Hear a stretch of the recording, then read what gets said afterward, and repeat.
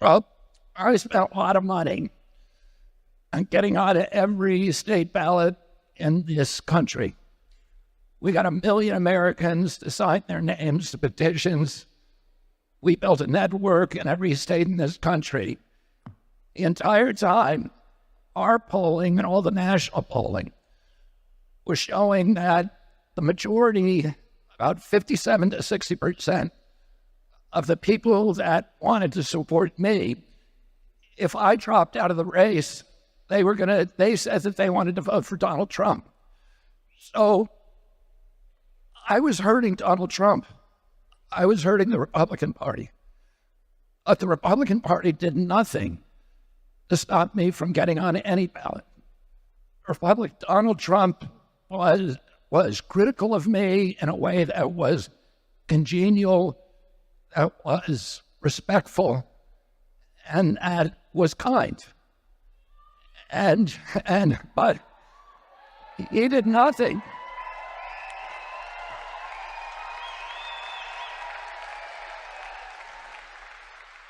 Meanwhile, the Democratic Party spent tens of millions of dollars to defame me, to publish perjuries against me, to publish fake news against me, to marginalize me, to make me look like a crazy person, and they spent tens of millions of more dollars to get me to make sure I could not get on those state ballots. All the pundits from the beginning said, he will never get on the state ballots, but we did it despite those tens of millions of dollars and attorneys to sue us in all the states to make sure we couldn't get on.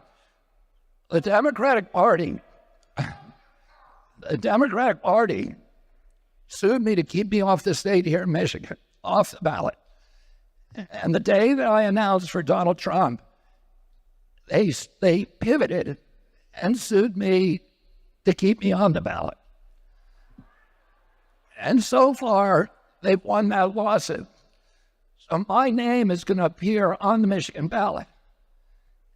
But I don't want you to vote for me. I want you to vote for Donald J. Trump.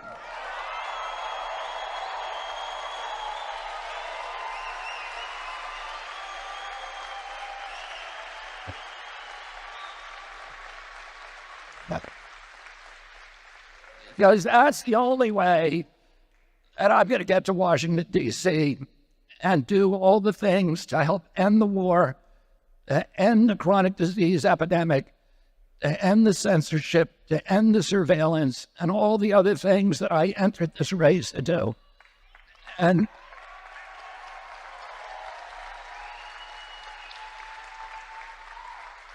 I've been a Democrat my whole life, and I heard all of the descriptions of MAGA during the 2016 election. And I bought into a lot of them. And then one day I heard Hillary Clinton criticize Tulsi Gabbard for being a communist, a Russian plant. Tulsi Gabbard, who put her life on the line again and again for this country in military service, something that Hillary Clinton never did. And I began to have doubts about what I was being told about MAGA. And when President Trump got elected, I said 80 million people voted for him. How can we dismiss 80 million of our fellow Americans as deplorables? Oh, I don't want to work in Washington, D.C. I have a good job. I have a great life. But I want to help these kids so that we can end the chronic disease epidemic. And I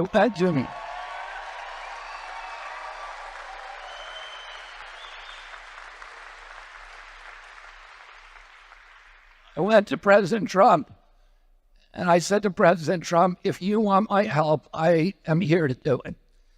And we worked together for a while.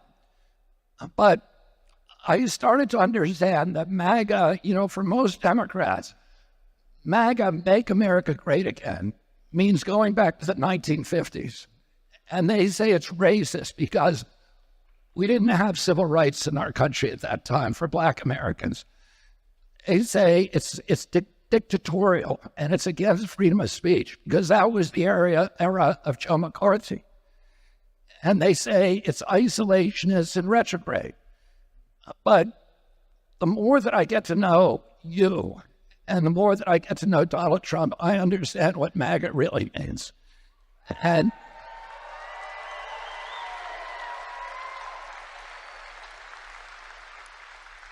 I asked Donald Trump about what he thought MAGA meant. What era we were going to make America great again. And he said, the era of your uncle, John F. Kennedy. That was the era when America was at its apex, here and abroad. We were the wealthiest country in the world. We owned half the wealth on the face of the earth. The American middle class was the greatest economic engine in the history of mankind. We had a robust union movement that was making sure that American labor had dignity and good jobs. We had virtually every American believed in the accessibility of the American dream, which meant at that time that if you worked hard, if you played by the rules, you could afford to buy a home. You could take a summer vacation. You could raise a family, and you could put something aside for your retirement on a single job.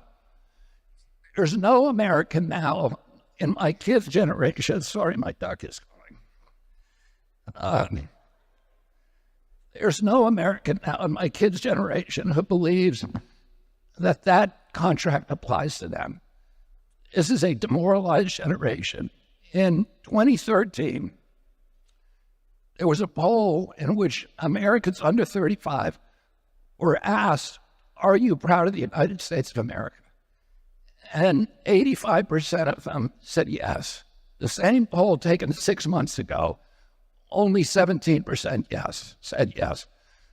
We have an entire generation that is alienated, that is disaffected, and has lost faith, hope for their own futures, and has lost their pride in our country. And to me, that was one of the most tragic data points that I learned about in this election.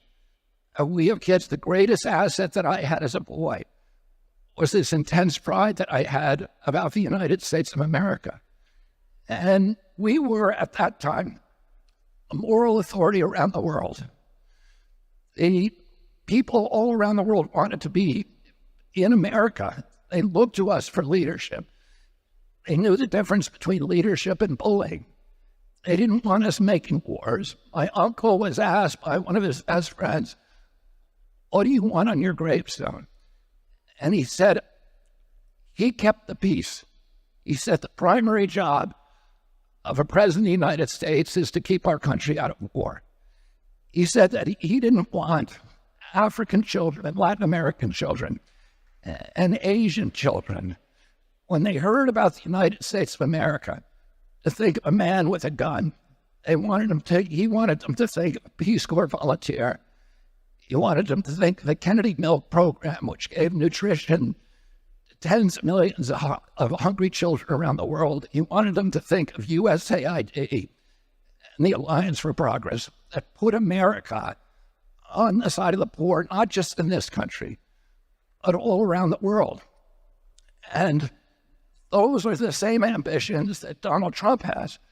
Today, my uncle kept any American soldier during his term in office from ever going to die in combat. Today, as a result of that commitment, there are more statues to John Kennedy, more boulevards named after him, more avenues, more universities, more hospitals in Africa, Asia, Latin America, and any other U.S. president, and probably more than all other presidents combined. And that is a good foreign policy, to have the world love us. Don't you want a foreign policy where the rest of the world loves and admires the United States of America?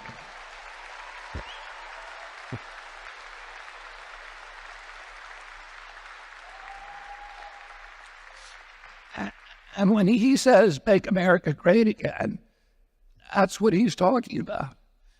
And one of the things that we learned at home is that we not only had to be virtuous as a nation, we had to be virtuous as individuals. We had to, for example, tell the truth when we did something wrong. So one time I hit a baseball through my mom's window and broke it. And my dad said to me, before you answer this question, I want you to remember what George Washington did. He cut down the cherry tree. This is a story every American knew at that time. His father asked him who cut it down, and he said, I did. He always admitted when he was wrong. But now the Democratic Party has given us a loophole around that mandate. All you have to know is 7 words, and you never have to admit to doing anything wrong again. And do you know what those 7 words are? I was born in the middle class.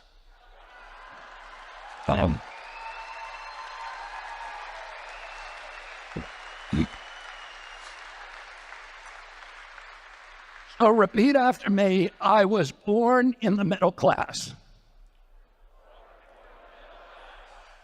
So the next time your boss asks you why you were late for work, what are you going to say?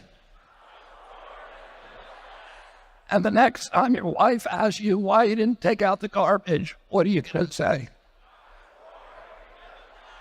And the next time your landlord asks you for the rent check, what are you going to say? That's all you have to know, and you don't have to answer any question. And we know why she didn't want to answer that question, because there's no good answer to it. By every indicia in which we measure the welfare of our economy, the Trump administration excelled, and the Biden-Harris administration has failed us. Inflation on average during the Trump administration was held under 7%. Now it's at 20%. Gross rents have almost doubled. Mortgages have more than doubled in just 3.5 years. Groceries have gone up. Gasoline has gone up. Electricity has gone up. Healthcare has gone up. Do you know the only thing that's gone down? Wages. So though that is not a success story, and I don't blame her for not wanting to answer that question. It was a question that was almost impossible for her to answer truthfully and still walk out of that debate. So the Democratic Party that I grew up with, the Democratic Party of John F. Kennedy, of Robert Kennedy, does not exist today. This was the party of peace. Today, it's the party of war. And we saw President Zelensky come over here. I was so proud of President Trump today, who did a press conference with Zelensky. And the Democrats had done their own press conference, and you know what he got them to do? He got them to sign artillery shells. These are artillery shells that are going to be dropped on women and children. And he got them to sign something else, an $8 billion additional check. Oh, you think we could use that money over here in this country?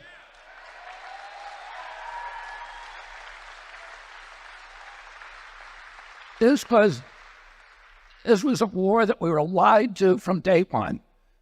We were told that it was an unprovoked invasion. We weren't told that Vladimir Putin and every other Russian leader told us for 30 years, if you go into Ukraine, we're going to have a military reaction. It is a red line for us. Ukraine has a 2,200-mile border with Russia. They've been invaded 3 times through Ukraine. The last time, Hitler killed 1 out of every 7 Russians. If we put Aegis missile systems in Ukraine, like we've done in Romania and Poland, which they also told us don't go in there, those missiles, Tomahawk missiles, which can be nuclear tipped, will be 3 miles from Moscow. we could decapitate the entire Russian leadership in 3 minutes. My uncle, when the Russians tried to put missiles in Cuba, was going to go to war. And if Putin tried to put missiles in Canada or Cuba or Mexico, we would go to war. So we had to expect that they would do exactly what they told us we were going to do. And if you go into Ukraine with NATO, we're going to go to war. And 2 days before the invasion, Kamala Harris went to Germany and said definitively for the first time by any U.S. leader, we are moving NATO into Ukraine. And that is something that we all need to understand, that provocation. And I was so proud of President Trump because everybody says that he alienates people all over the world. He doesn't know how to be a diplomat. But he was the epitome of diplomacy, and I urge you to go look at the YouTube.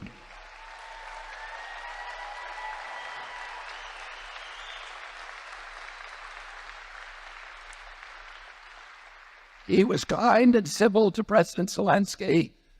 He was also firm in his resolve. And he said, I've had a nice meeting, but I have not changed my mind. We need a peace, and we need to do it very quickly.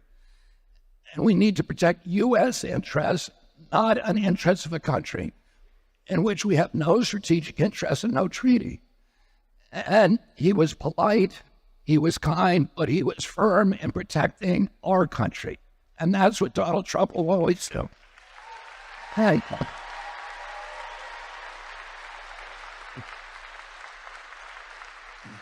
And it was especially impressive to me because I know what Donald Trump was thinking while he was having that meeting. He was thinking, I want to turn this guy over and hold him by his legs and shake all the money out of his pockets. And I hope it adds up to $208 billion because that's what we get. That's what the Democrats gave him.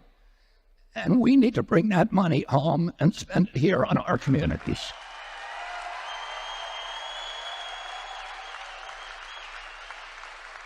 Don't you think you deserve a president who is going to make peace with the world?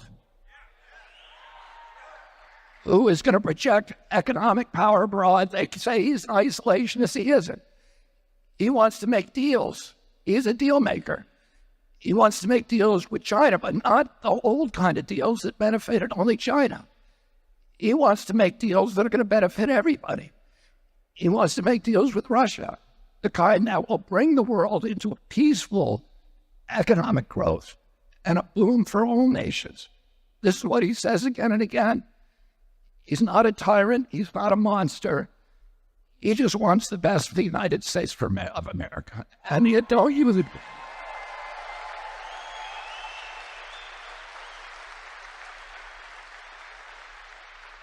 The Democratic Party that I grew up with was the party of constitutional rights, of civil rights, and particularly the right of freedom of speech, which my uncle and my father treasured. They thought this is the basis, a fundamental bedrock of American democracy is the free flow of information. And when government gets involved in censoring information, that is the beginning of totalitarianism. And we know this because we read Orwell and Aldous Huxley and Robert Heinlein and Alexander Solzhenitsyn and Arthur Kessler when we were growing up. And that was the lesson that was repeated in civics lessons again and again. One thing that you never allow a government to do is to censor speech of any kind. And if you do that, is the first step down the slippery slope of totalitarianism. So the Democrats are trying to say that Donald Trump hates democracy, and he wants to be a dictator. But they're all advocating now, openly advocating the censorship of our speech. And what they say is, well, we don't want to censor all speech, just lies. If they want to determine what's the truth and what's a lie. And who was the biggest perpetrator of lies during the COVID epidemic? It was the government itself. They were the ones promoting disinformation and misinformation.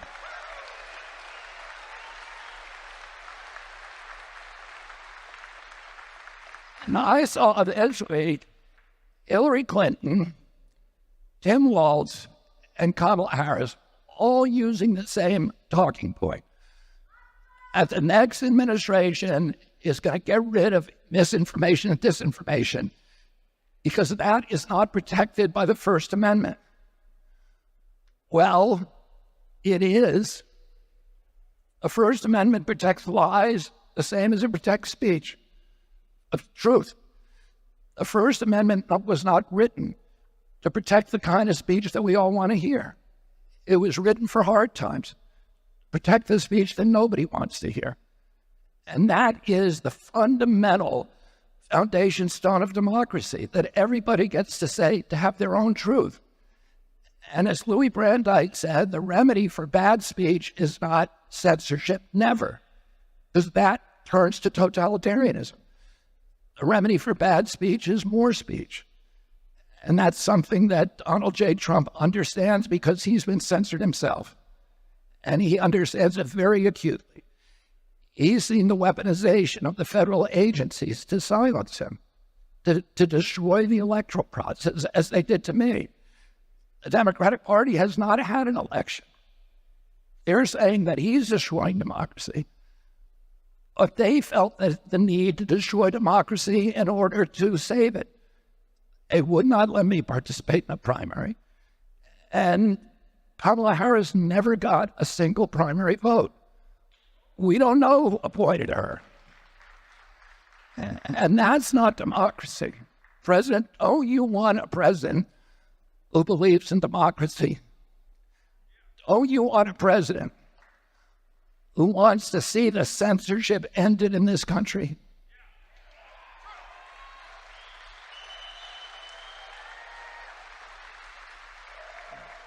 You want a president who's going to end the surveillance state and make our country the beacon of freedom around the world once again.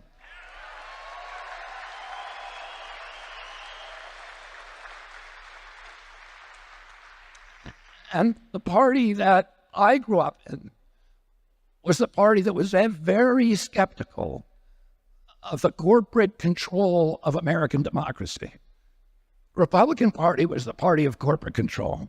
The Democrats were on the side of working people, of the poor, of the cops, the firefighters, labor unions. And today, there's been an inversion. During the 2020 election, roughly 50% of the people in this country supported the Democratic Party, and roughly 50% supported the Republican Party. But the 50% who supported the Democratic Party own 70% of the wealth in this country. The 50% who supported Donald Trump own 30%. As Charlie Kirk said to me the other day, Donald J. Trump chased the billionaires out of the Democratic Party. Out of the Republican Party, excuse me. The Democratic Party today is the party of big pharma, big tech, big ag, big food, the military-industrial complex, and Wall Street. Look at the people who are pouring money into the Harris campaign. This is why they've collected 2 to 3 times more money than Donald Trump. They have all the money on their side. We have the people.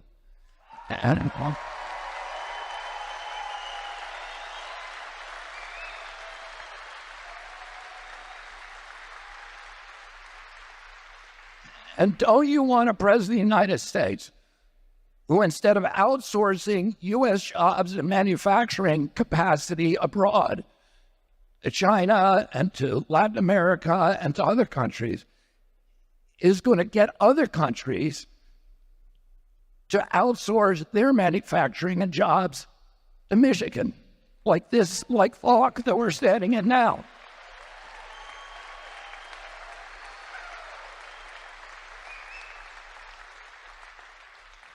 And don't you want a president who is going to protect our border? And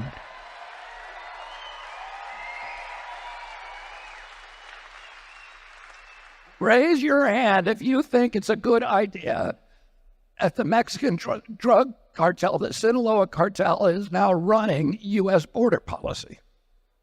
That's not good for our country.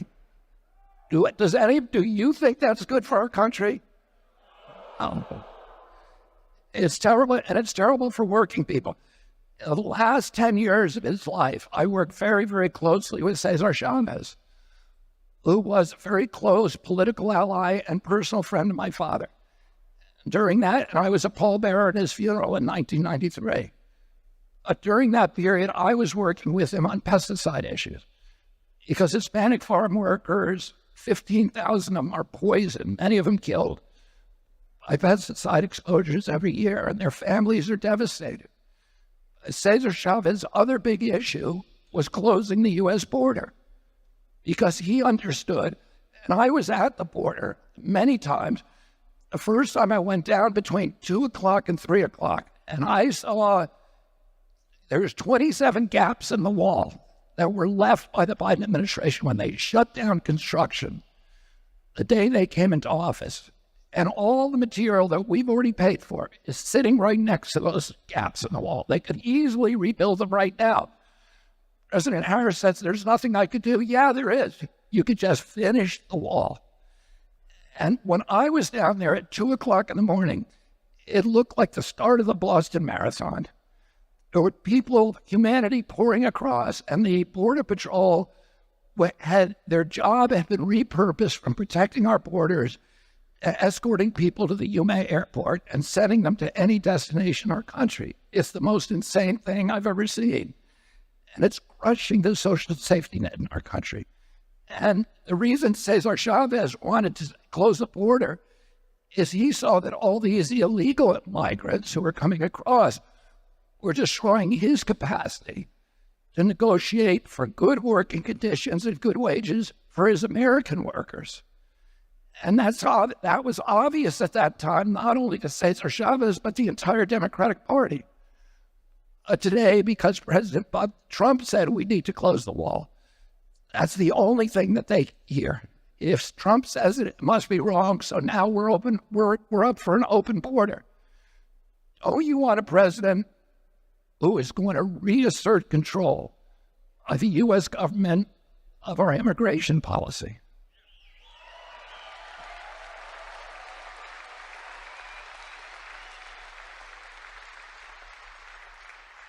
And, my uncle Ted Kennedy, who was 50 years in the United States Senate, he wrote a law called Title IX. And that law, and he got Republicans and Democrats to support it, that law created equality in women's sports because he said that women ought to be allowed to compete, and they ought to have the same rights as men to compete. And that's something the Democratic Party believed in. But they don't believe in it anymore. Now they're against women's sports.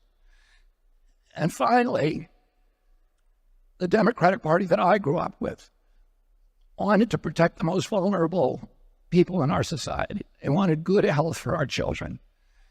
And today, the Democratic Party is on the side of the big ag, big pharma, and big food companies that are poisoning our children. We now have the highest chronic disease rate in the world. Diabetes, which was virtually unknown when I was a kid. An average pediatrician in my year, with my day, when I was a kid, when my uncle was president, would see one case of diabetes, juvenile diabetes, in his lifetime, 40 or 50-year career. Today, 1 out of every 3 children who walk through his office door is diabetic or pre-diabetic. And it's costing us more than our military budget. Just that kind of mitochondrial disorder. This is bankrupting. When my uncle was president, we spent 0 on chronic disease. Now we spend $4.3 trillion. And our children are so sick and so obese that 77% of them do not qualify for military service. Our fertility levels have dropped to the lowest in the world. Teens today have 50% of the sperm count, 50% of the testosterone as teens, American teens 2 generations ago. Little girls are now hitting puberty at 8 years old because all the estrogen and it's generated by the poisons in toxic food. We have 1,000 ingredients in our foods that are illegal in Europe. And the same companies, Kellogg and all these companies, are making products in Europe, and they don't use those ingredients there. So they know how to do it, but they're poisoning Americans when they know how to not poison Canadians or Europeans or Mexicans. And the average girl in this country is now reaching puberty between 10 and 13 years old. That's 6 years younger than a couple generations ago, and it is the youngest of any nation in the world. We are destroying our children. And that was a major reason. His commitment, Donald Trump's commitment, to make America healthy again.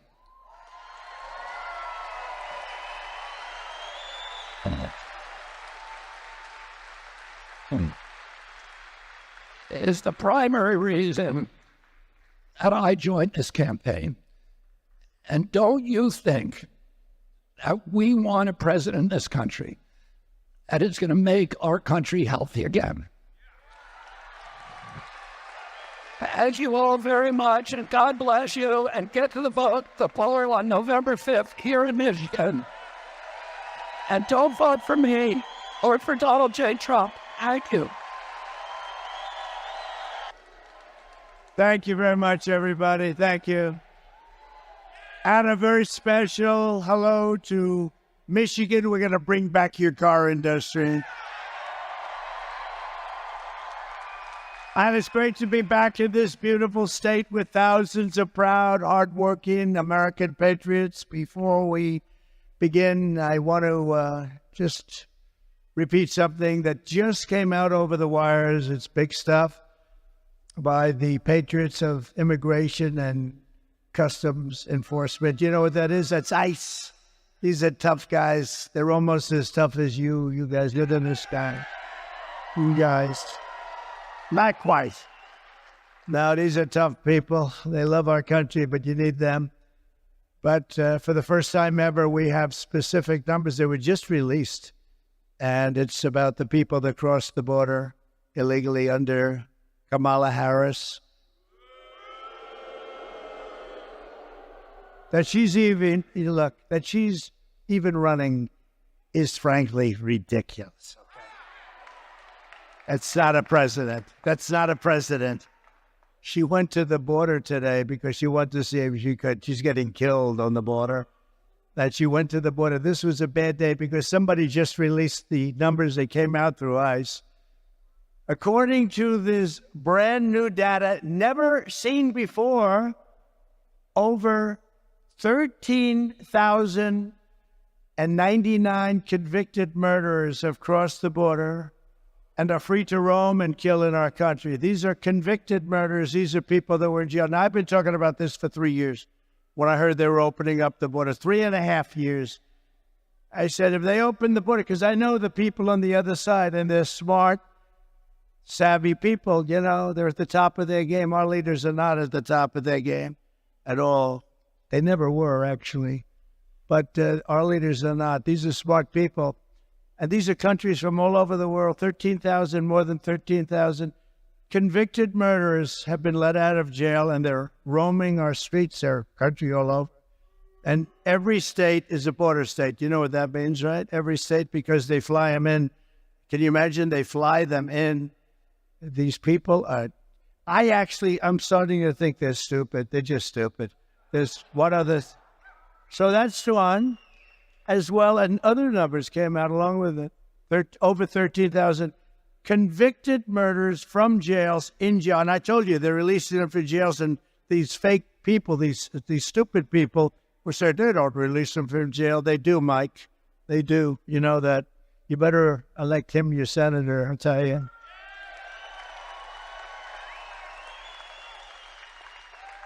As well as over, and these are specific numbers. That's why when they rounded them out, I said, I don't want them rounded out. I want the exact number. As well as 25,272 illegals convicted of rape, sex offense, or sexual assault and in jail. These are people all in jail because they don't want them in jail. They're too expensive, and they don't want them in their countries. They're smarter than us. They give them to us. We're like a dumping ground. In total, 425,431 non-detained, meaning they're no longer in detention, meaning prison, non-citizens, convicted criminals from all over the world are right now at large in the United States of America, with another 222,141 illegals with pending criminal charges, and these are serious criminal charges for murder, for drugs being sold all over the world where many people have been killed, because those are the ones they put in jail. We don't do that over here. We give them a fine. You know, every drug dealer kills at least 500 people. Each drug dealer, him or her, kills 500 people. We do nothing about it. We fine them. That's over 647,572 migrant criminals are in our country. It's a killing machine. It's a killing machine, and they're killing people all over our country. And Kamala said, remember, she said, oh, well, those people really don't kill like our criminals. No. These people make our criminals look like nice people. And I've been saying this from the beginning of the Harris-Biden disaster. It's no longer an administration, because what they've done to our country with this is inexcusable. I guess some egghead maybe said, oh, it's wonderful to release people, and it sounds so nice. We're releasing migrants into our country. But these are killers. These are people at the highest level of killing that cut your throat, and they won't even think about it the next morning. They won't even think about it. And these people are all over the place, and they're killing people. I could go through the stories, and I won't. But all over, sometimes I do. They come up, they grab young girls, and they slice them up right in front of their parents. Nobody who's allowed to do this, and nobody who's allowed this to happen to our country is fit to be the president of the United States. I mean that, too. I mean it.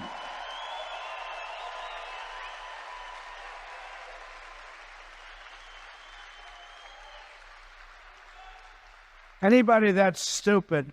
I've been saying this now for almost 4 years, because we built hundreds of miles of border wall. We had the best record at the border of any president, of anybody, at least in recorded history. Tom Homan would get up. Brandon Judd gets up. They all get up and they say there's never been a president like Trump. But Tom Homan said it today. He said in his lifetime, we had the best border that we've ever had under Trump, and now we have the worst border that any country has ever had. But it's bad timing for Kamala. Nobody knows her as Harris. You ever use the name Harris? Say Harris. Nobody knows who the hell I'm talking about when I say Harris. It's true. You say Harris, they don't know who the hell I'm talking about. So I won't bother with the Harris. It's a nice name. I know a couple of people named Harris. They said, but with her, you say Harris. They say, who is that? So we say Kamala. But it's bad time. She's incompetent. Have you seen her? She goes into an interview with Oprah, and she can't answer any questions. She can't answer any questions. This is bad timing for Kamala to show up today at the border. She didn't go there for 4 years. Now today she shows up, and these numbers got released. Somebody doesn't like her, I think. And the fake news.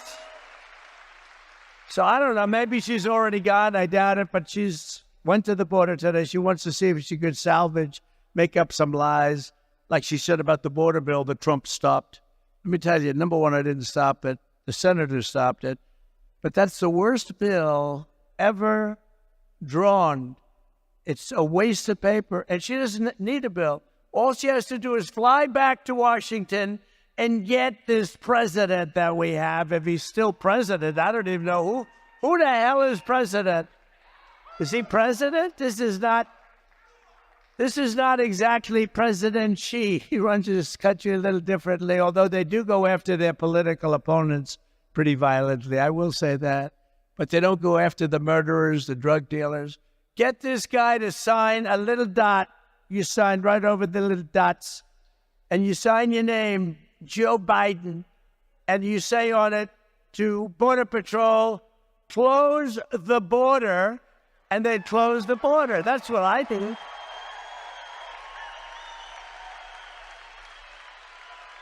Our border is open. Our border is open. Nobody can believe it. And I've been saying that the people coming in, I know these leaders so street smart, and I would have been worse than them because actually Venezuela still has some people in their jails. I would have had everybody out into the United States. They probably ran out of buses and planes. But the rest of them are coming, don't worry about it. But all over the world, not just in South America, all over the world, they're coming from the Congo and Africa. A lot of people coming from the Congo and Africa. And these are serious criminals coming out of jails, mostly from jails. A lot of gang members, they take their gangs off the street. Like in Caracas, Venezuela, the criminals have all been brought to the United States. Their crime rate is down in Caracas. In fact, I suggest if I lose, I'll tell you what's possible, because they cheat. That's the only way we're going to lose, because they cheat. They cheat like hell. If we lose, the next time we're going to have the same group of people in Caracas, Venezuela, because it's much safer than any place in our country if she wins. Much safer. So let's go to Caracas. It was a very unsafe place. Now because in Venezuela, their crime is down 72% because they've taken their criminals, their gang members, their drug dealers, and they've brought them into the United States of America, and they're also releasing almost all of their prisoners. Soon the almost will be gone. Their prisons will be empty. Their mental institutions and insane asylums will be empty. They're dumping them in our country, and I never had proof. And those fake news reporters back there,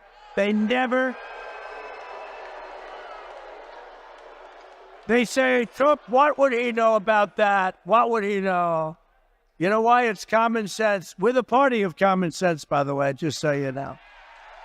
Common sense. So these numbers just came out. Nobody's ever seen these numbers for years. Nobody's ever seen them. And probably some patriot in ICE or somebody just did something. They just said the country's going bad. You can't have a country like that. We have, think of it, murderers, convicted murderers in prison for life. Many get the electric chair or they get whatever their form of death penalty. These are convicted people for life are now in our country. And I can finally look at them and see, I say, I told you so to the fake news. These are hard,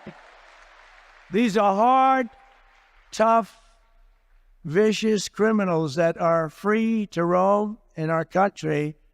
And now for the first time, I can say it. And, I knew it before when you have open borders, but they're dumping everybody in here. I knew it before, but these numbers are actually worse than I have thought.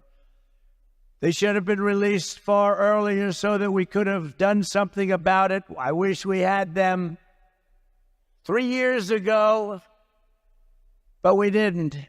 And now we have a problem, and you can't have her as your president. She doesn't know what the hell she's doing. She should resign in disgrace for what she's done to our country, not run for president. She was the border czar.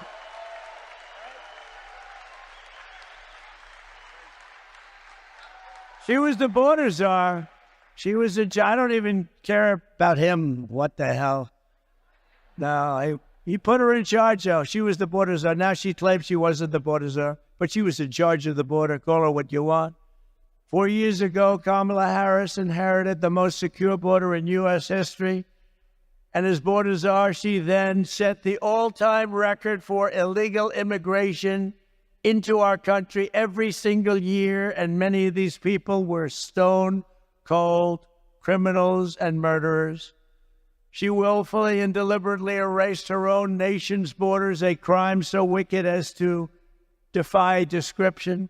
As former ICE director and a great man, Tom Homan. Anybody know Tom Homan?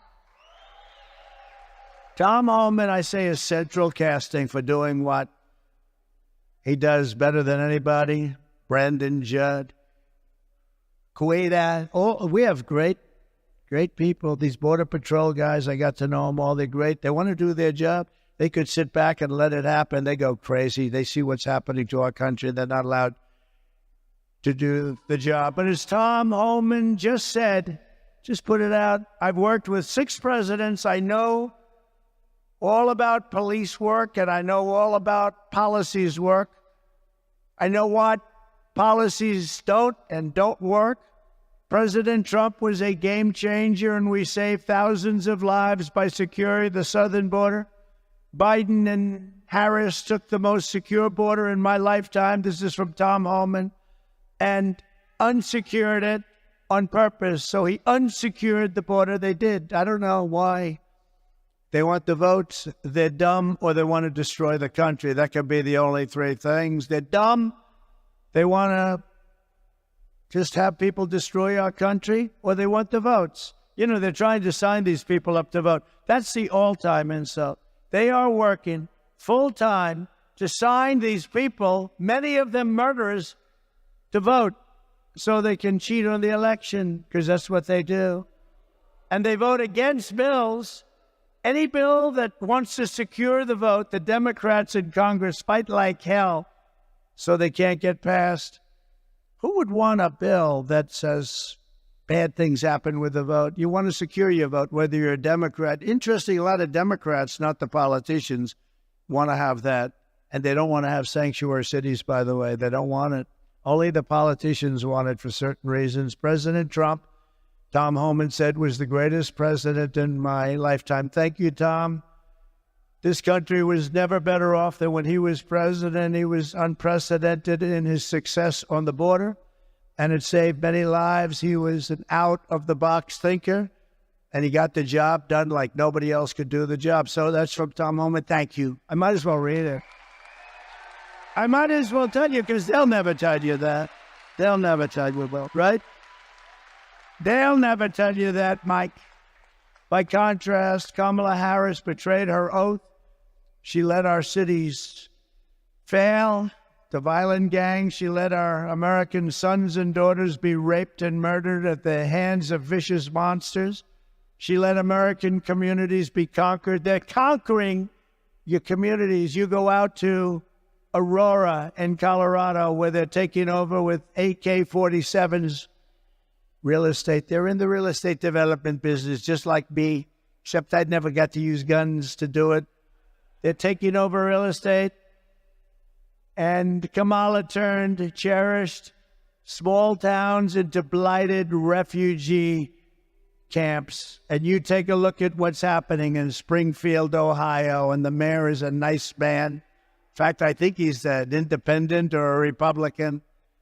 And he doesn't know what to do, and he doesn't know what to say. He wants to be nice. 32,000 people. You have 50,000 residents. Beautiful place, beautiful, nice town. No crime, no nothing. They now have 32,000 people dumped into the town, and he's trying to say, we're working very hard to make it comfortable for them. No, those people have to be taken out and brought back to the country from where they came. I'm sorry.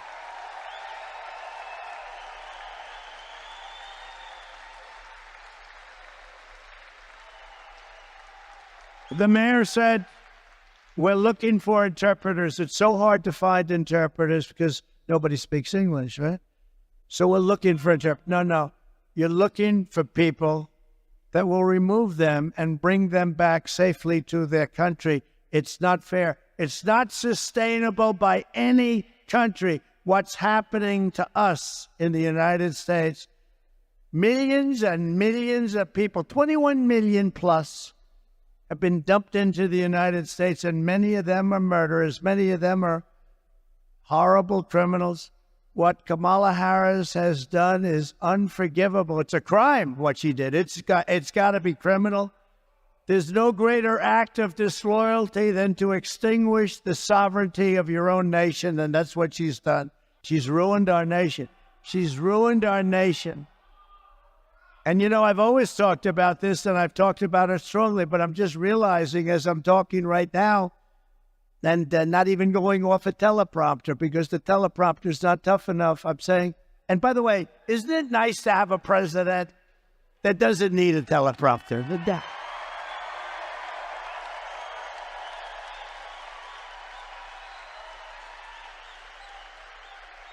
But I've never had, thank you. Boy, what a group of people we have. It's a joke. We're laughed at all over the world for our leadership. But I just got this information, so I've never really spoken about this because this is the first time we have these numbers with 13,000 convicted, jailed murderers, tougher than any of our criminals. We have only one good thing about this, is they make our criminals look like very nice people. These are hardened,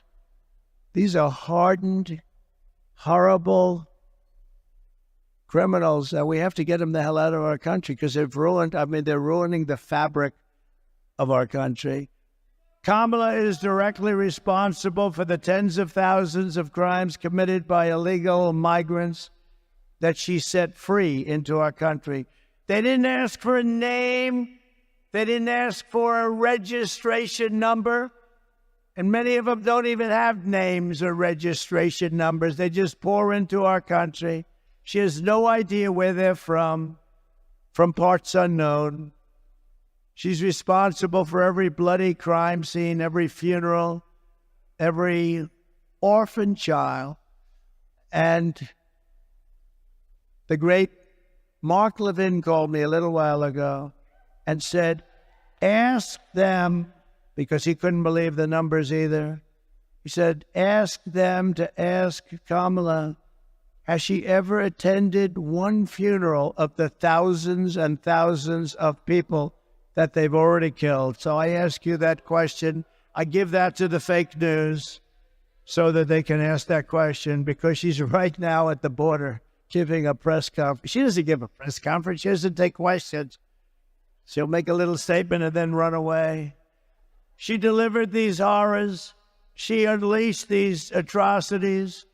And blood is on her hands at a level that probably nobody's ever seen in this country before. But on November 5th, Kamala Harris will be held accountable for these crimes. She will be sent back to California.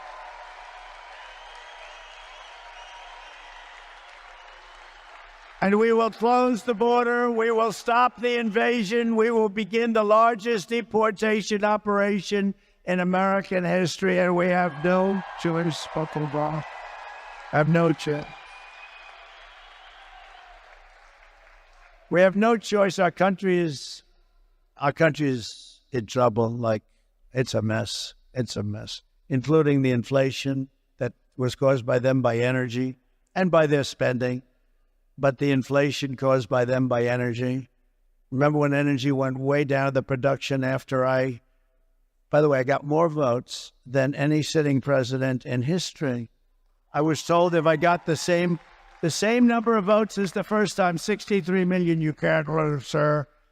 We got many millions of votes more than that. Nobody's ever gotten more votes, sitting president. And they beat us by a whisker. It's the only thing they're good at. They're good at cheating in elections. They're good at nothing else, believe me. They're certainly not good at policy. By the way, she changed every policy. She had 15 policies that she changed. She was against fracking. She was against everything. And she changed everything because you couldn't get elected, right? And she was the last one. She was the last one online. You know, whether you like Biden or not, he got 14 million votes and he won the primaries. And then they came to him, Nancy Pelosi, crazy Nancy. She came to him. She's nuts. By the way, did you see yesterday, 2 days ago? So I'm not much into this stuff, but Visa crashed because the government went after. The government filed a big suit against Visa. Nancy and her husband sold their stock the day before it was announced. Nancy Pelosi. So why don't we get some AG somewhere like in a Republican territory And why don't we get them to do a little investigation? Sold the Visa stock. Are you listening? They're probably turning off the cameras now. They don't want to read both. The day before, the government announced a major investigation, the biggest there is, can't get worse, into Visa. They sold it the day before. It's amazing, isn't that, huh? I'm proud to say I think I'm the only politician that's lost. I've lost billions on it. I don't give a damn. I knew I'd lose a lot. I didn't know I was going to lose that much. I wanted to lose. I could have made a fortune. I could have been like Hunter, sell paintings for $500,000. I would have gotten much more. Say, you got to give me $5 million for that painting. I haven't painted before, but I have a lot of natural talent.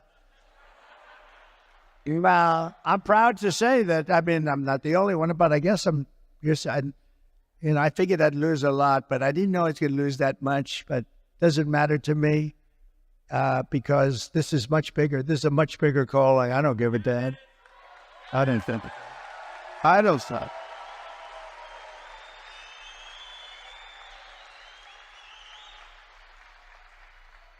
Before going further, I want to send our love and support to all of the people in Florida, Georgia, South Carolina, North Carolina, Alabama, and all of the other states who have been really hit hard by that very large hurricane. That was that big one, a very large hurricane this week. We're with you all the way, and if we were there, we'd be helping you, and you'll be okay. 39 days from now, we're going to win Michigan. We're going to defeat Comrade Kamala Harris, who's a Marxist communist. And quite simply, we are going to make America great again. And make America thought.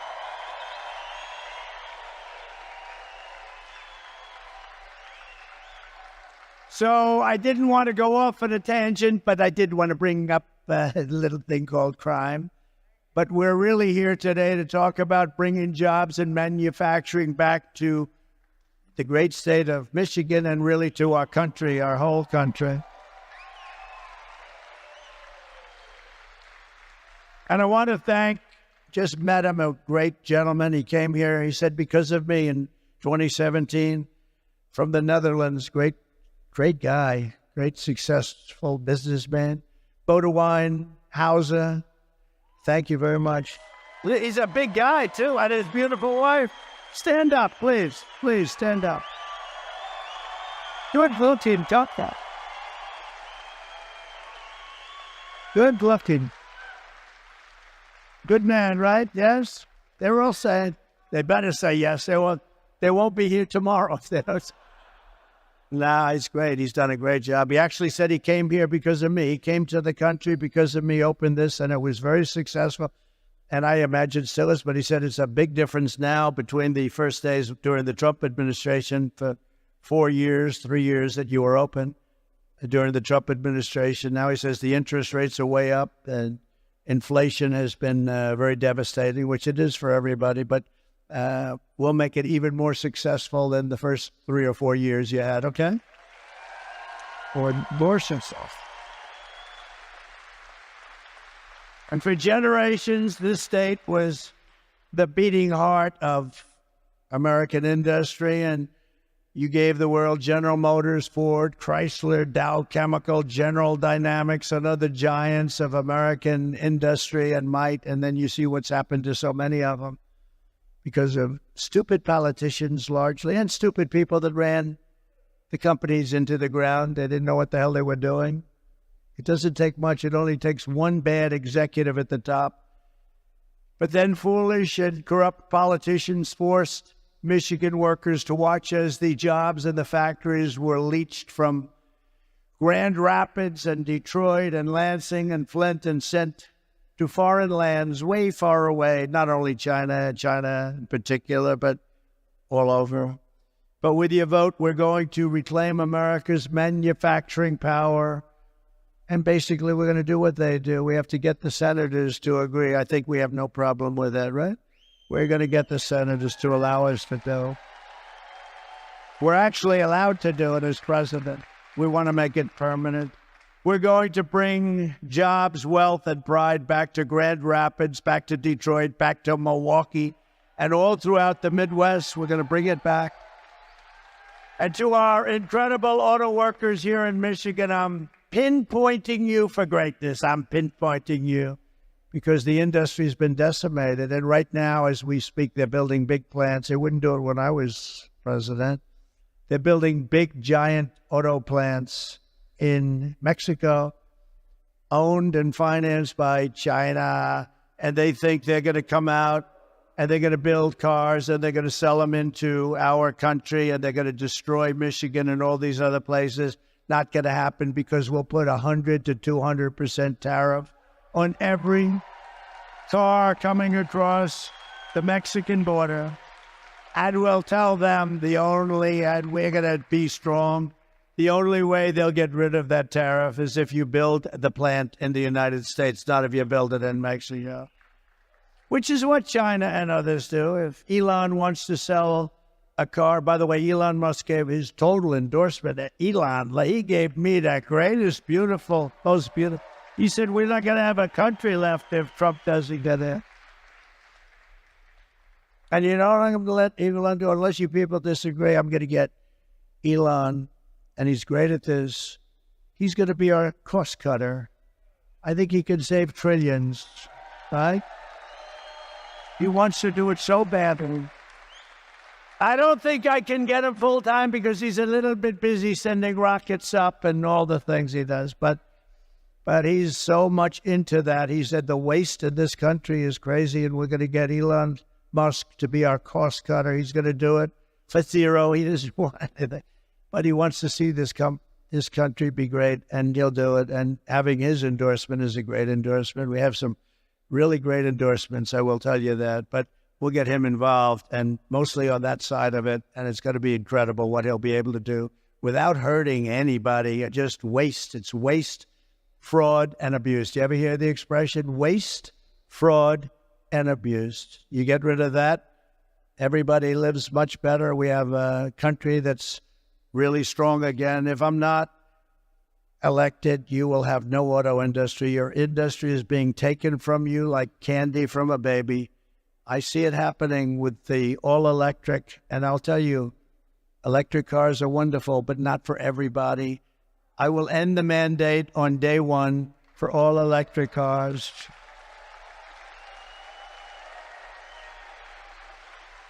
And there's a great place, and they have a place, like Tesla and others. They're fantastic, but they have a place, but not for everybody. They don't go far. They cost more.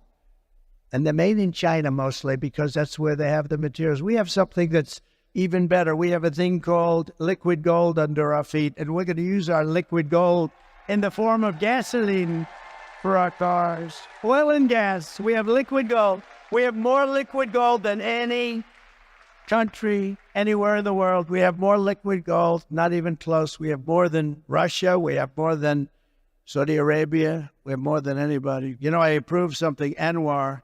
I got it done. Ronald Reagan couldn't get it done. I love Ronald Reagan, but he couldn't get it done. He tried so hard. It's in Alaska. It's one of the biggest finds maybe ever, maybe as big as Saudi Arabia. Nobody really knows, but it's in that category. One of the biggest in the world. I got it done. I worked my ass off and I got it done. And Biden came in. He didn't know what the hell he was signing anyway. And he terminated it. Can you believe this? This would have taken care of all of Asia, would have brought money in. We could have paid down our debt. We could have been unbelievable. We would have reduced. I gave you the biggest tax cuts in history. I would have given you a bigger tax cut, and we still will. Biden rejected it. They ended it in his first day in office, but we'll get it done quickly. It was already passed by Congress. They didn't do that. They just ended it. And the people of Alaska aren't happy, but that's a national thing. And when you get into those numbers, that's national. Would have been so great for our country, but we'll get it done very quickly. Under my plan, American workers will no longer be worried about losing your jobs to foreign nations. Foreign nations will be worried about losing their jobs to America because we're going to take a lot of those companies back, a lot of new companies coming in.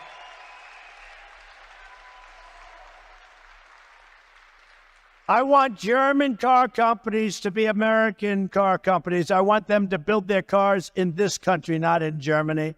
I want Asian electronics companies to become Michigan electronics companies. And I want every manufacturer that has left us to be filled with regret, and you're going to become racing back after we do what we're doing. And here is the deal that I'll be offering every major company and manufacturer all over the earth, and they're going to all come in because we're the pot of gold. But we're not going to be the pot of gold forever if we don't be careful.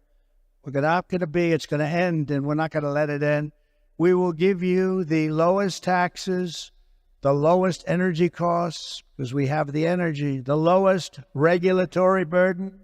I cut regulations more than any other president in the history of our country. And we'll give you free access to the biggest and best market on the planet. That's us. But only if you make your product here in America and hire American workers. If you don't make your product here, then you will have to pay a tax or tariff when you send your product into the United States. And we will take in hundreds of billions of dollars into our treasury and use that money to benefit the American citizens. So with China as an example, I took in hundreds of billions of dollars in taxes and tariffs. No other president took in 10 cents. In fact, they left it on because they can't get it off, because it's taken in so much money that the Biden people, I'm sure he doesn't know about it too much, but the Biden people said, we can't get rid of these tariffs. They're making too much money. But what they're also doing, maybe more importantly, their cars aren't coming in, and they're not destroying Detroit and South Carolina and North Carolina and Georgia and all the other places that are involved with making autos and parts. They're not coming in, and we made a fortune on it. And now all we're doing is we were ready to do that. And then we had a strange election result. I'm not going to let that happen again. In my first term, I ended NAFTA, the worst trade deal ever made, and replaced it with the USMCA, the best trade deal ever made.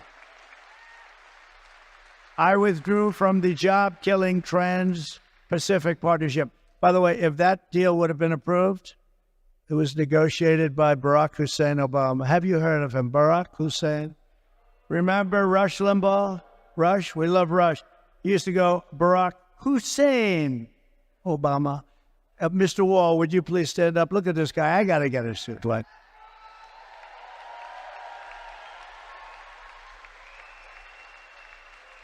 He's a successful guy. He's been to 293 rallies. This isn't a rally. This is a workers' meeting talking about bringing our jobs back into the country, which will go so fast. But he's been great. Have I done a good job? Yes? You better say yes. That's it. Thank you very much. Great guy. I renegotiated Barack Obama's Korea trade deal, which was a disaster, to restore the protective tariff on foreign pickup trucks. You know, the pickup trucks is where the car companies make most of their money, because we put on a tariff and we kept the tariff, and therefore they can't compete with us in our country. And we actually make pickup trucks in this country. If that would have gone, called the chicken wire tax, if that would have gone out, you would not have any trucks being made in this country. I stood up to China like never before, placing a 27.5% tariff on all Chinese automobiles, saving the U.S. auto industry from total obliteration. The cars don't come in because they can't compete. And for furniture makers in North Carolina and other places, and in particular right now, a place called Grand Rapids. You know, I have great memories of Grand Rapids because I came to Grand Rapids, I made a speech, I went home, and we ended up winning the election in 2016. Right?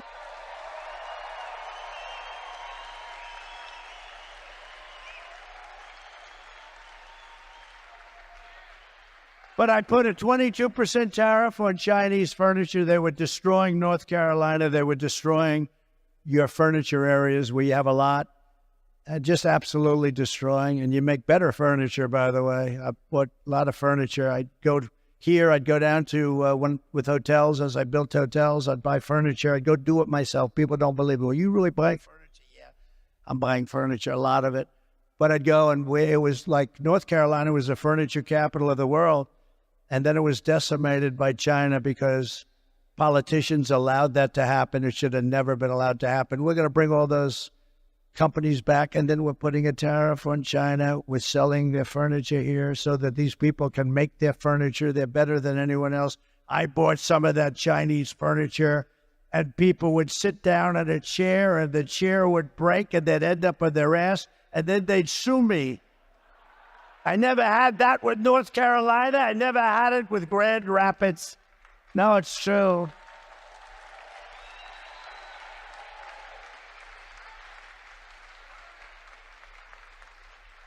This was not good. Ladies and gentlemen, the finest hotel in the world. They end up getting a little damaged. They sit down to dinner at the beautiful dining table, and they end up getting damaged. Sir, you have a problem. The chairs break. That's a big problem. The centerpiece of my plan for a manufacturing renaissance will be a 15% made in America tax rate. So, pretty simple.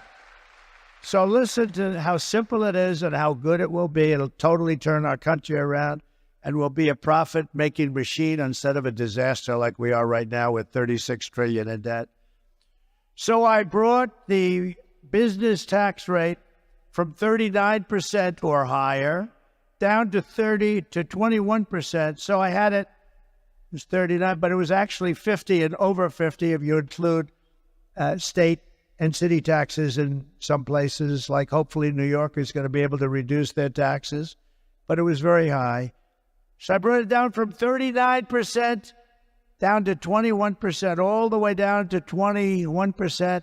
People said there's no way. I got it approved by Congress. Can you believe that? Now they're trying, the Democrats want to raise it, and they don't know. It's hard to say would you please vote for me to raise the tax? They're going to raise it up to 39 or 40% or maybe even 50%. You better not let these people get in office. They're going to destroy what we built.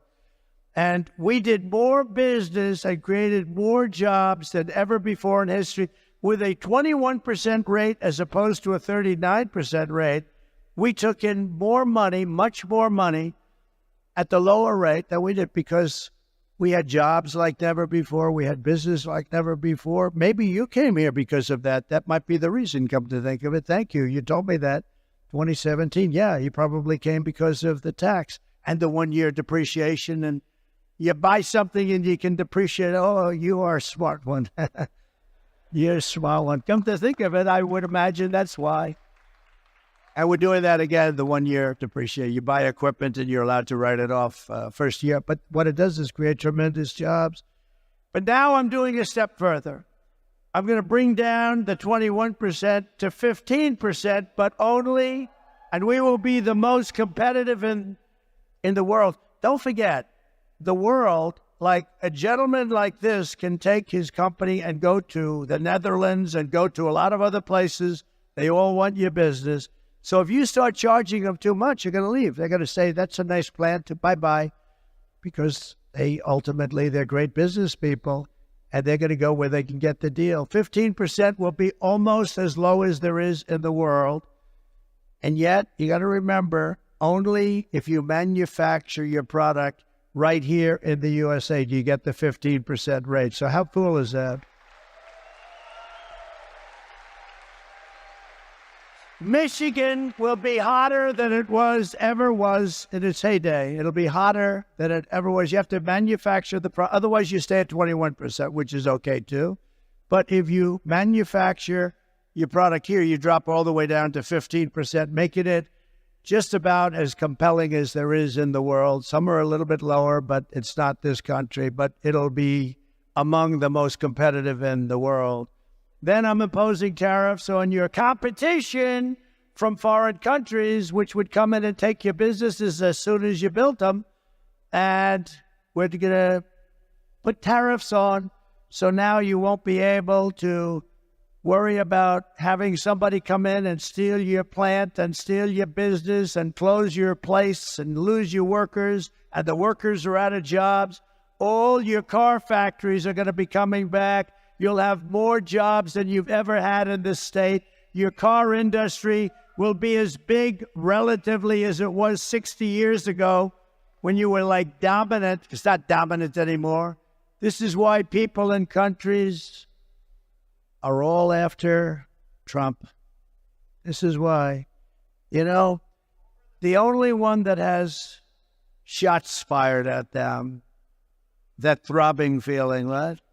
The only one are consequential presidents. When I do these things, I've got a lot of enemies out there. I've got a lot of enemies. You know, Germany liked, as an example, Barack Hussein Obama better than me, even though the people actually like me much better. Because you know what? He didn't charge him anything. He let him rip off our country. All presidents let our country be ripped off, and that's why we're in the mess that we're in. But me, no. But that's why I have, to put it mildly, in particular, Iran. You know, don't forget, with Iran, they were the sponsor of terror like nobody else was the sponsor of terror. And they were broke under the Trump administration because I put all sorts of sanctions on. I put all sorts of countries couldn't buy their oil or they couldn't do business in the United States. And all I wanted was one thing, because I wasn't looking to hurt them. I know many Iranian people, they're great people, very smart people, but I didn't want them to have a nuclear weapon. They can't have a nuclear weapon. Very simple ask. You can do whatever you want. You're going to be strong. You're going to get big and beautiful. Can't have a nuclear weapon and destroy the world. Can't have it. You can't have a nuclear weapon. The power of nuclear is so monumental. It's you just can't let that happen. And it wasn't going to happen. And there was no Hezbollah that was getting money. They had no money. Hamas had no money. The terror groups, 28 different terror groups, had no money. Nobody had any money. And during the 4 years of the Trump administration, we had no terror. We had no wars against other countries, expensive, never-ending, stupid wars like we had under other presidents. I won't say which one, including Republicans, including Republican presidents, right? Goes in, blows out the Middle East, blows up the Middle East, comes back, you get nothing except death. You get death all over the place, death and hatred. Actually, they should like me more than anybody ever, but you had no wars under Trump except I defeated ISIS, which had already begun. I defeated ISIS, took 100% of the ISIS caliphate, 100%. I was told it was going to take 5 years. I did it in 4 weeks. We have the greatest military in the world, but you have to understand, you can't be so politically correct. But we did it in 4 weeks. ISIS was gone, 100% of the ISIS caliphate, and some of you have had this story, but I don't have enough time to tell you the story because I have to be someplace else making the same damn speech in a little while. I'll tell you the story the next time. I promise. I'll tell you the story, Mike, the next time. Will you come up here, Mr. Senator? Come up here real fast. Come on. I got to get you up. This is a man who's going to be one of the best senators, toughest senator, and great for you. And I hear your poll numbers are looking good. Will you say a quick hello so I don't have to go through this process in 15 minutes? Well, thank you, Mr. President, for being here. How about that?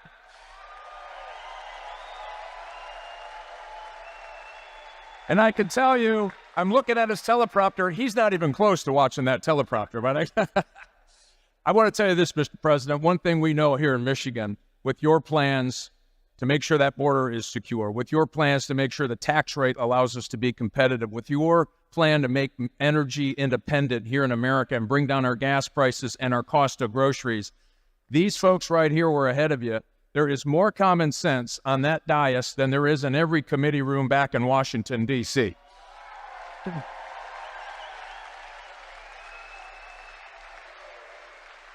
And I'll give you a little, we had some hot off the press information yesterday, Mr. President, 5,000 auto dealers. Your opponent, Kamala Harris, has been saying it really wasn't an EV mandate. 5,000 auto dealers who are feeling the heat from this EV mandate said, nope, you're killing our business. You're killing the automobile industry. You must end the EV mandate. With you in Washington, we're going to get that done. Thanks for being here, Mr. President.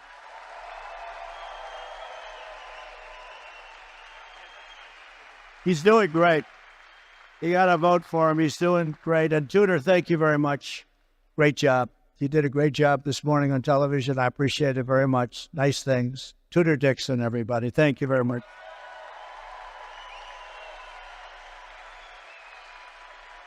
But if Kamala Harris gets in, every single manufacturing job in the state is going to Mexico or going to China. And Mexico is a very big threat, by the way. First of all, the tax queen, Ms. Kamala, is demanding a 33% tax hike on all domestic production, way up.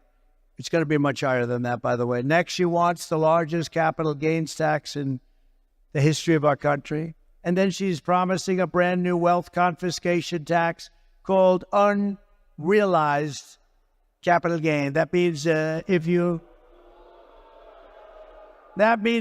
your company's doing great and your company's gotten really valuable, but you might be a little tight on cash and you have no intention of selling your company, you do an appraisal of what your company is worth and you have to pay a tax on it. So now you go to a bank and you borrow the money and your company goes out of business and that's the end of your company. Can you imagine that? Unrealized.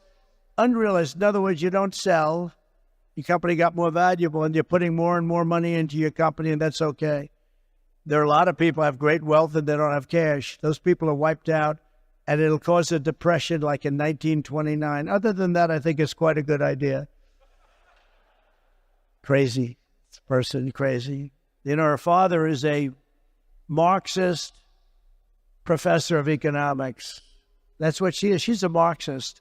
And we are not ready for a Marxist, and we will never be ready for a Marxist or a communist president, which is what she is.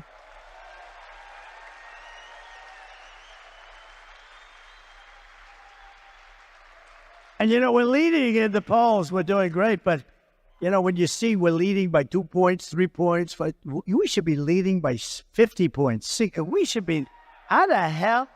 No, really, you would really say, why would anybody vote for her? She's destroying our country. What she did outside of the nuclear disaster that these people will get us into, World War III, what she did on the border with these millions of murderers and criminals coming into our country, what she did on the border is the worst thing I think I've ever heard. I've never heard of anything like it. Never made sense. You're trying to figure out, you know, in business, you always like to figure out your opponent. What does he want? What are they doing? What does she want? What are they doing? And you want to figure it out. Here, you can't figure it out. Like, why do they want open borders? Why do they want men playing in women's sports? Why does Kamala want to give transgender operations to convicted illegal migrants coming in and staying in detention cells? She said, we will give them sex change operations. Now, somebody would look at me and say, that's crazy. I'm sure that that's not true. No, it's 100% true. She wants to give them, they're in a detention cell, and a man wants to transition into womanhood. And she is willing to do that and give very expensive operations, by the way, hundreds of thousands of dollars.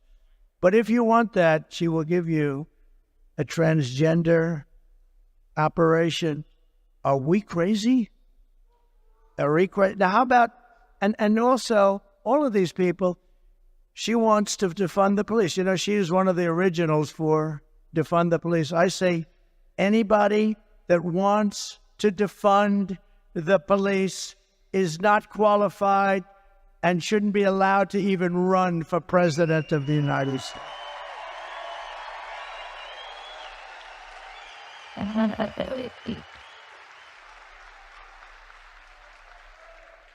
It's crazy. Comrade Kamala Harris also voted for a bill to impose a 100% ban on gas-powered cars and trucks, killing an estimated 200,000 U.S. auto jobs, including 40,000 auto jobs in Michigan, a death sentence for the Michigan economy. On day one, I will terminate Kamala's electric vehicle mandate. Have to terminate.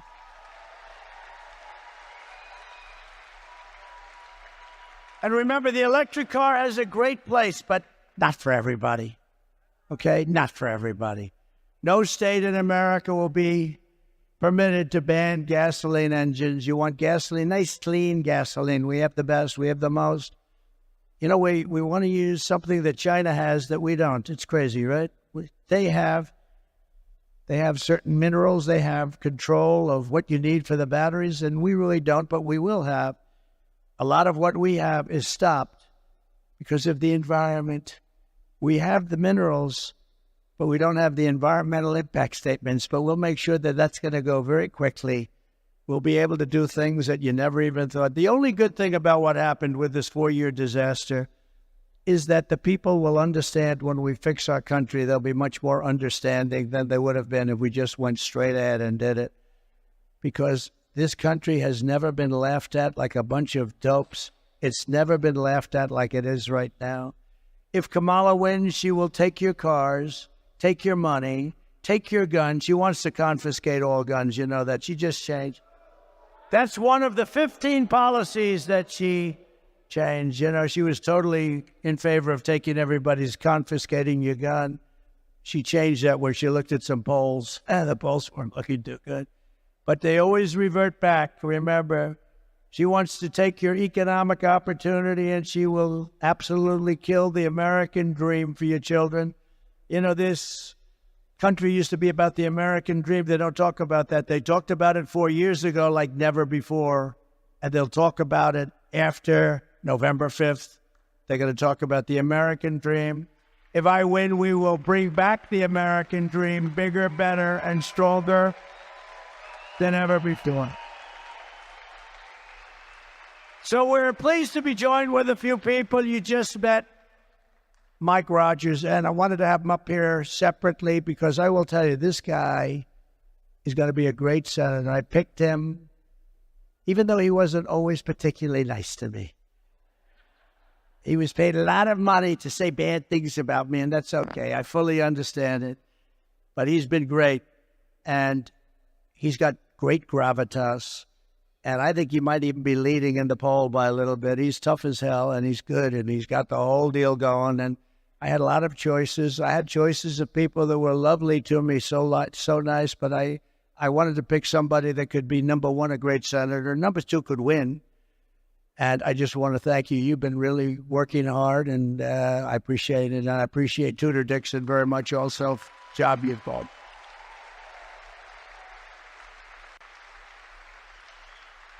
And I think we have somebody here that I really have known for a long time and liked, and he's got a lot of good ideas. He's got a lot of good ideas, especially when it comes to women's health and health generally and the environment. I got to watch him a little bit on the environment, though, if you don't mind. Health? I don't think I'm going to watch him much at all because he's really good. So is Robert F. Kennedy Jr. here? Where is he? He's here somewhere. I know he's here somewhere. RFK Jr. And he's a big part of what we're doing. And he does have great ideas. And getting a Kennedy to endorse a Trump Republican, that was a big deal, right? With that. He's a good man. He's a good man, and he's doing a real job, and he really does have some amazing views, to my way, especially on health of people. Representatives John Molinar. Where's John? He's around here. So, hi, John. Good job you're doing. Very good. Simple job in Congress, isn't it, John? Great job. Bill Heisinger. Bill, thank you, Bill. Good job. Looking good. Thank you, Bill. Great job. Jack Bergman. Jack, Thank you, Jack. You got warriors. You got warriors here. Tim Wahlberg. Tim, thank you. Those people are so tremendous, the way they fight in Congress for you. Some don't. I mean, I will tell you, I could name some that won't, but I get myself into a lot of trouble. I'd name some Republicans that don't, but that group of people, they're warriors, so you're lucky to have them, and we're lucky to have you on my side, and thank you all very much. I've endorsed all of them, but they're great. Thank you very much, fellas. Real warriors. Michigan Senate Republican leader, Eric Nesbitt. Eric, good job. How are we doing? Good. He said we're winning. That's good. We got to win. By the way, we win Michigan, we win the whole thing. Like in 2016. Got a vote. Also, House Republican leader Matt Hall. Matt. Thank you, Matt. Good. Good job. Thank you very much. Really good job. So I just want to thank them, but I want to thank everybody for being here today. It's been great. We have early absentee mail-in voting in your state. Starts this week. And if you have your ballot, return it as soon as possible. And if not, get a ballot. Go out and get a ballot. Get as many Trump supporters as you can. You have a lot of people that sit back on the side. They agree with us. They agree with everything. What's not to agree? We want to stop people from killing everybody, you know. We have pretty basic policies, right? Low taxes, good education, strong border, all these different things, common sense things. We don't want to have, you know, the Olympics, I don't know if you saw that. In the Olympics, I didn't even realize that they have women now, boxers, right? They're boxing for women. And a young, beautiful woman from Italy was boxing a person that transitioned. I've got the language perfect because if I say it a little bit incorrectly, it could mean the end of my campaign. We have to be extremely careful.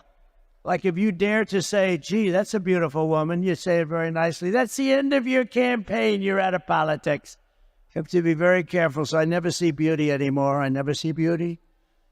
But you have this young woman from Italy, and she's fighting. She's a champion fighter against women. And she's fighting in the first match of the Olympics. And she happens to get unlucky enough to meet somebody who transitioned from male to female and got into the Olympics. Two people did. 2 people were able to get in. By the way, I don't want to upset the story, but they each won a gold medal, okay? Different weight classes.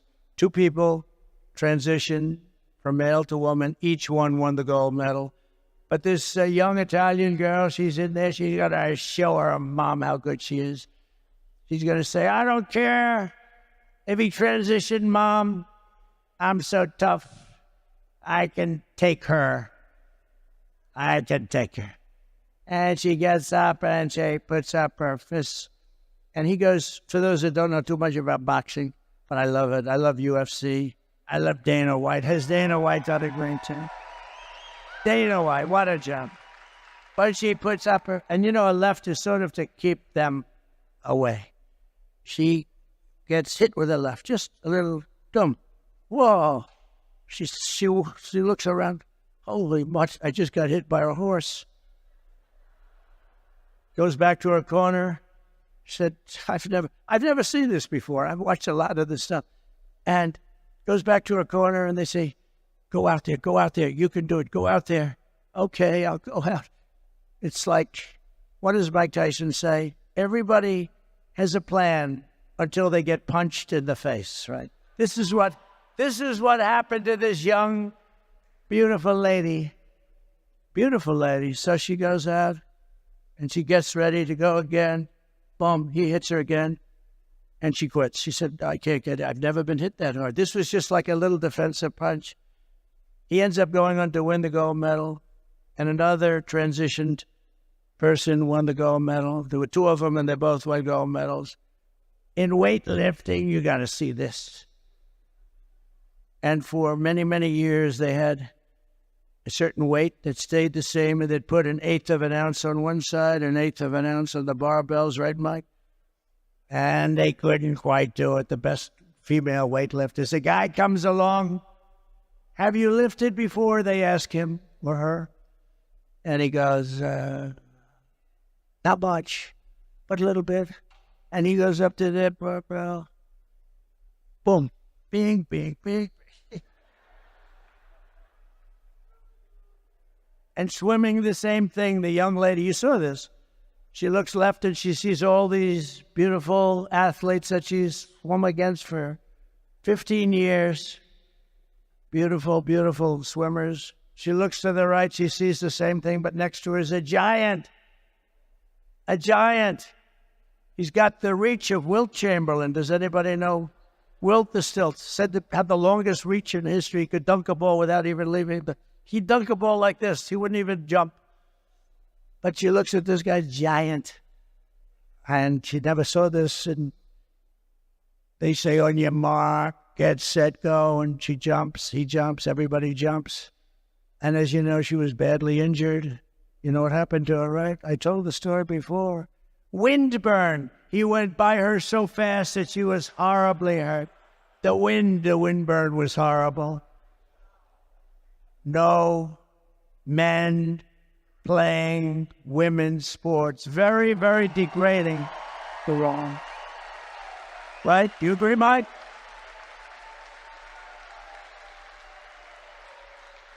So just to finish up, starting on day one, we will end inflation and make America affordable again. We will have no tax on tips. No tax on tips. And boy, this is good for you because I know exactly where you make your money. I used to have to pay that damn overtime. It would cost a fortune. No tax on overtime.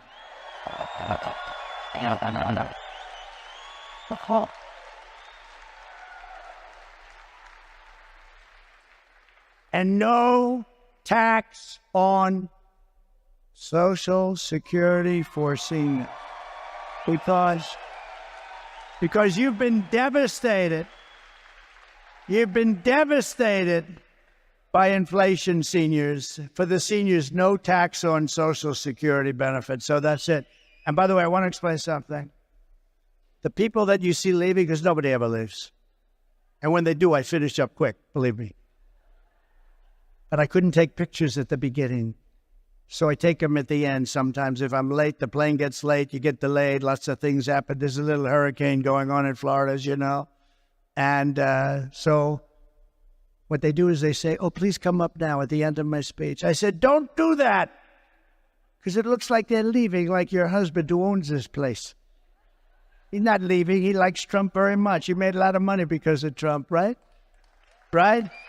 But these stupid people that are with me sometimes, they say, come on back. 30 people, they get up and they go back, and they're all lined up in the back waiting for me to take a picture because I couldn't do it before. Because I didn't want to keep you waiting because you're much more important than the wealthy people back there. You're much more important to me than those people. He said, don't do that anymore, but they don't learn their lesson. But we are going to be late for something, but who cares? And while working Americans catch up, we're going to put a temporary cap on credit card interest rates at 10%. Some people are paying 24%. You can't do it. So we're going to have a temporary cap on credit card, 10%. I will settle the war in Ukraine. I met with President Zelensky today. I had a good meeting. We had a great news conference afterwards. She met with him, I guess, yesterday. She didn't have a news conference because she can't do a news conference. She can't answer any questions. She's never going to make a settlement, believe me. And I will end the chaos in the Middle East, and I will prevent World War III, something I can do that nobody else is going to be able to do. I know I'm wrong. We will rebuild our cities, including Washington, D.C., making them safe, clean, and beautiful again. We will keep the U.S. dollar as the world's reserve currency. And right now, with these really stupid people we have running our government, it is under tremendous threat from losing its status as the world's reserve currency. If that happens, that's like losing a war. In many ways, it's worse. This is how we will end the era of inflation, mayhem, misery under Kamala and Crooked Joe, and unleash safety, prosperity, and peace for Americans of every race, religion, color, and creed. We're going to do it, and we're going to do it fast. You're going to have businesses flowing back to Michigan. Together, we will deliver low taxes, low regulations, low energy costs, low interest rates, and low inflation so that everyone can afford the basics. It's called a car, groceries, and a home. Right now, you can't buy groceries. You can't buy anything. They're up so much, 50, 60, 70, 80%. We will stop the invasion, end migrant crime, support our police, strengthen our military. And I already rebuilt the military. They gave about $85 billion to Afghanistan, right? How about that one? In addition to losing 13 beautiful soldiers whose families I got to know and love and respect. And we left a lot of people behind. And, you know, very importantly, we gave up a big Air Force base that cost us billions of dollars named Bagram. Billions of dollars, 1 hour away, forget Afghanistan, 1 hour away from where China builds its nuclear weapons. And we gave that up. These stupid people gave that up. You know who's occupying it now? China is occupying that base. Can you believe it? We're going to build a missile defense shield, much of it built in Michigan.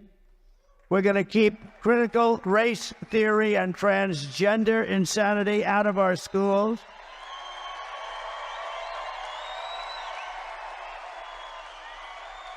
And no men in women's sports again. We will defend the Second Amendment, restore free speech, and we will secure our elections. We are going to make our elections safe and secure. Everyone will prosper. Every family will thrive, and every day will be filled with opportunity and hope. But for that to happen, we must defeat Comrade Kamala Harris. And we must stop her country-destroying liberal agenda once and for all. She's beyond liberal, by the way. Early absentee voting is underway, so go vote right now. You can do it right now. We want a landslide that is too big to rig, right? Too big to rig. And on November 5th, we will save our country. We will save our economy. It will go down as the most important day, November 5th, in the history of our country. We will rescue our middle class. We will reclaim our sovereignty and restore our borders. We will always put America first. We have to put America first. We will take back our country, and together we will make America powerful again. We will make America wealthy again. We will make America healthy with Bobby again. We will make America strong again. We will make America proud again. We will make America safe again. We will make America free again. And we will make America great again. Thank you very much, Mr. Quinn. God bless you. God bless you. Go out and vote. Thank you.